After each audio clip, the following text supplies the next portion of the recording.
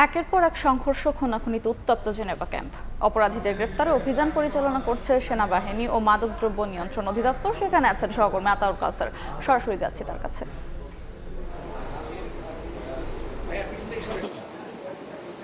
আজ বেলা 11টার পর থেকে মোহাম্মদপুর জেনেভা ক্যাম্পে অভিযান পরিচালনা করেছে মাদকদ্রব্য নিয়ন্ত্রণ অধিদপ্তর এবং সেনাবাহিনীর আভিযানিক দল, এবং প্রায় 1:30টা পর্যন্ত তারা সেই অভিযান পরিচালনা করেন। এই অভিযানে 3 জনকে আটক করা হয়েছে এবং বিপুল পরিমাণ মাদকদ্রব্য উদ্ধার করা হয়েছে, টাকা উদ্ধার করা হয়েছে, দেশীয় অস্ত্র জব্দ করা হয়েছে। আপনারা দেখতে পাচ্ছেন এখন পর্যন্ত কিছু সময় আগে এই কাউন্টিং শেষ হয়েছে। যতটুকু আমরা জানতে পেরেছি 2,75,930 টাকা, যেগুলো মাদক বিক্রির টাকা, সেই টাকা জব্দ করা হয়েছে এবং 1505 পিস ইয়াবা জব্দ করা হয়েছে।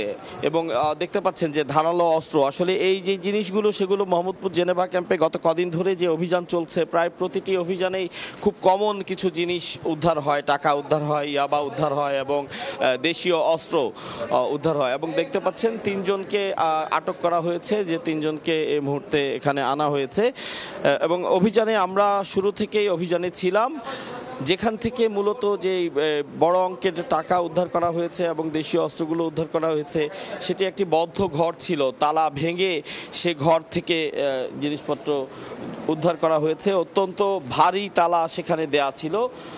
2টি তালা মাদকদ্রব্য নিয়ন্ত্রণ অধিদপ্তর তাদের যে গোপন তথ্য, গোপন সংবাদের ভিত্তিতে তারা সেখানে অভিযান পরিচালনা করেছেন এবং এই তালা ভেঙে ভেতরে ঢুকে তারা এই সকল জিনিসপত্র পেয়েছেন। এবং একই সাথে একটু দেখাতে চাই যে ওয়াকি টকিও তারা এখানে পেয়েছেন। অর্থাৎ এই মাদক ব্যবসা যারা করছেন তারা এতটাই সংঘবদ্ধ যে তারা তাদের যে নিরাপত্তা এবং ব্যবসায়িক যে কৌশল সেটি বজায় রাখতে ওয়াকি টকির ব্যবহারের মাধ্যমে তথ্য আদান প্রদান করে থাকেন। তো এই যে অভিযান, এই অভিযান চলমান থাকবে এমনটিও তারা বলছেন এবং একই সাথে পুলিশও জানিয়েছে তাদের অভিযান চলমান থাকবে। তো এই ছিল মোহাম্মদপুর জেনেভা ক্যাম্পে যে অভিযান, সেই অভিযানের সর্বশেষ তথ্য আমার কাছে।